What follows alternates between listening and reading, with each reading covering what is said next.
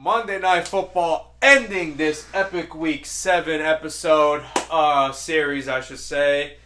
This week we have San Francisco 49ers versus the Minnesota Vikings in Minnesota. Good game, I think it's going to be. That crowd is awesome. I love that crowd. Oh, they go, woo, woo. And they got that from Skull. soccer, by the way. Skull. Yeah, they came from... Do it with me. Skull. That chant actually came from Iceland's soccer team at the 2016 Euros, I think it was. So that chant came from Iceland's soccer team, and then everybody around the world started doing it. So I love to see that.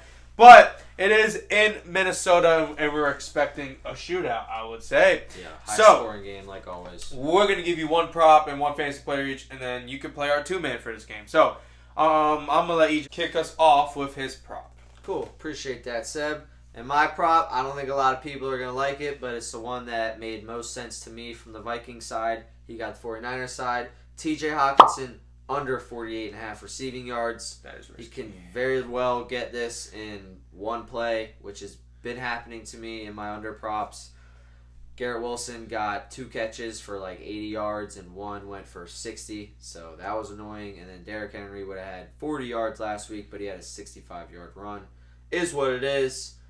TJ Hawkinson, under 48.5, because I'm going to bet on the better defense. Only one tight end has gone over 50 yards against the Niners this whole season. And who was that?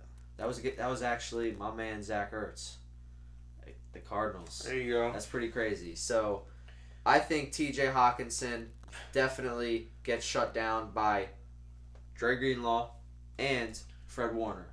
Both all-world linebackers and the best linebacker in the league. You got to take in mind they don't have Justin Jefferson, okay? So they might be locking in on TJ Hawkinson, and they do have the best linebackers in the league.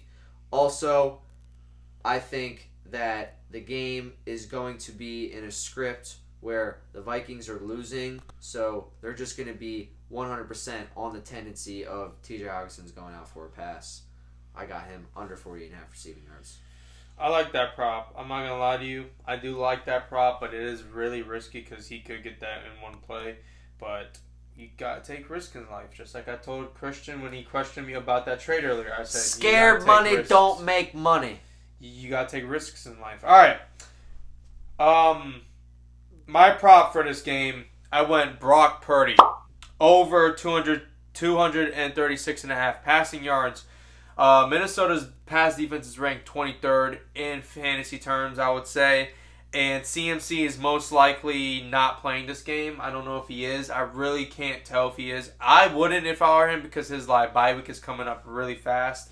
Brock will have great opportunities to air the ball out to Kittle and Brandon Ayuk. Deebo Samuel is also out for this game. When you play Minnesota, they rely on their full-on offense. And this game just reads pass, run less. Okay? Brock has only gone under this line twice in his last 5 games. And those games come against the Rams and the Browns. 2 very good pass defenses. And last week being in Cleveland, a very tough environment to play in.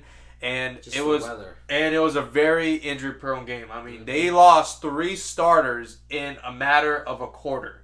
Okay, that was just mind-blowing to me. So, take Brock Purdy over 236.5 pass yards. I feel good about this one. Give us your fantasy player. My fantasy player, Brandon Ayuk from the 49ers. Debo's banged up, all right. If he plays, he may be limited like he was before. And Ayuk is, I just think, the better overall receiver. And mind you, he's playing the team that gives up the 3rd most fantasy points to wide receivers. That's insane. The Niners are going to be throwing the ball against the Vikings, and they're going to be throwing the ball to the Brandon Ayuk because he is the best receiver. They're going to be throwing it to the number 1 receiver. Kittle has had a good year too. Kittle's had a great year, but he hasn't got the volume that Ayuk has had. No. Ayuk's had the most volume, and the Vikings allow the 30th. They're the 30th ranked defense in the fantasy football against Ayuk. He's my start. He's the number 1 receiver on a team that's going to win the game, and I have scoring over 28 points. Yeah, it's definitely going over, I think. All right, my fantasy player, Jordan Mason. Okay. So, for my waiver wire... What if CMC plays? Look, you're hating because you don't want him to play for me. Look, man. No. I just don't think he should play because his bye week is coming up soon, and you don't want to rush next week. But you don't want. He needs to get me to 6-1. You don't want to rush a player back from injury.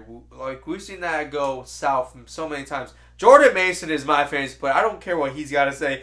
This one is very iffy because of what EJ said. CMC is questionable, but they wouldn't want to risk him too much, and they are playing a very bad defense. Mason will be the guy to start if CMC cannot play. I don't care about Elijah Mitchell at all. I don't think he's productive, and I really don't think he's good. Jordan Mason, I think, should be getting the most of the looks. But if you have CMC, I hope you picked up this guy right here, okay? It will be key to have him on your bench the next 2 weeks, even if CMC goes. Expect a snap count or blowout win. Mason has major fantasy value looming CMC's injury. Okay, it's not a joke. His injury is not that... It's not that serious, but to an extent, it is pretty bad, okay? He should not be playing this week. He needs to take time to come back because the bigger picture is the Super Bowl, and there are Super Bowl contenders this year, okay? So, Christian McCaffrey, yes, he's questionable. I get that. I do. But my whole idea of suggesting fantasy players is who should you be able to pick up? Because it's obvious. If I suggest... an available start. If I suggest someone like Brandon Ayuk, someone already probably Why has... you gotta choose my guy, man? Whoa, no. What the heck, cut bro? That. Cut that. No, we ain't cutting that. We gonna show yo hating behind. Okay. Out of all the players in this game, what's wrong with Jordan Addison, Debo, George Kittle, my guy?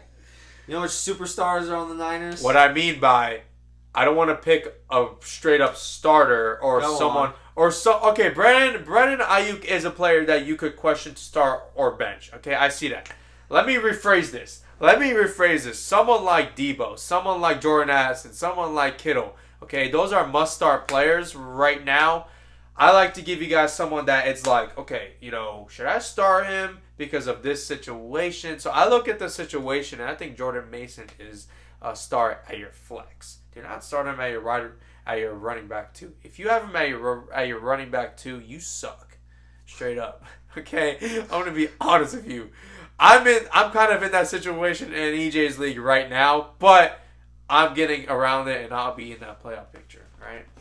Now let's go to our score predictions. I'll let EJ give us his score prediction. All right, you guys. For my prediction on this game, I got the Niners winning 28-20. All right, both teams going over 20 points. The over/under is 44.5, so it's gonna crush that.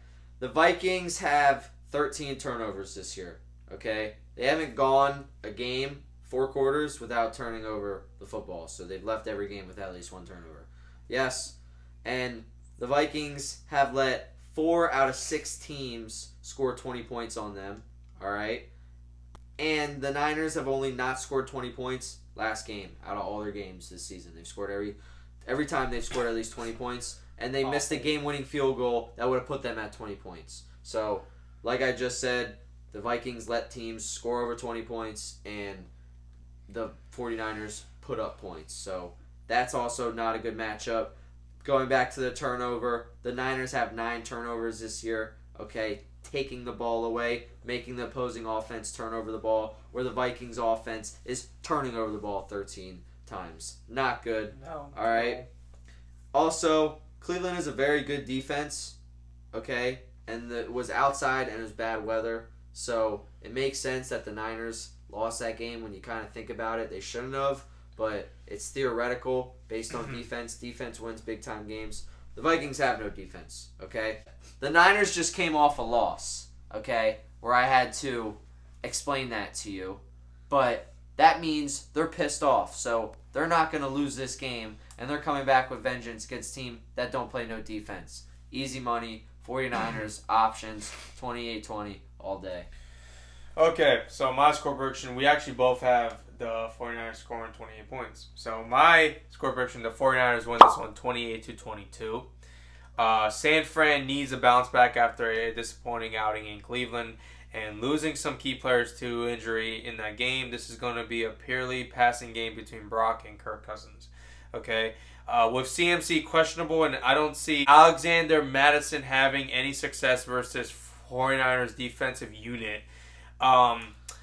This game will come down to who can take care of the ball better. The Vikings, like EJ said, turn the ball over a lot. They are top 3 in turnovers in the league. And 49ers capitalize on most of their takeaways, if not all. Vikings defense is not good, and they have been surprising on some occasions, but having that crowd, it's going to keep this game close. I think the crowd keeps the Vikings in it somehow, and it's going to be important, but the point total is at 44 right now, and I think it's definitely going over. It's definitely going over that point total. Yeah, it does in every Vikings game, and the 49ers are going to put up points after losing. The only team that have scored less than 20 points on the Vikings are the Panthers and Bears. No. So we both have San Francisco winning this game. That concludes our week. Next time you see us will be next week, week 8, one prop episode, maybe Thursday night. We might give you a Thursday night and then a prop episode, and then my NBA predictions will be coming out next week as well. Also, Washington trip episode is going to be epic. I can't wait for Washington. We're going next weekend, so we'll see y'all on the next one, and peace, man.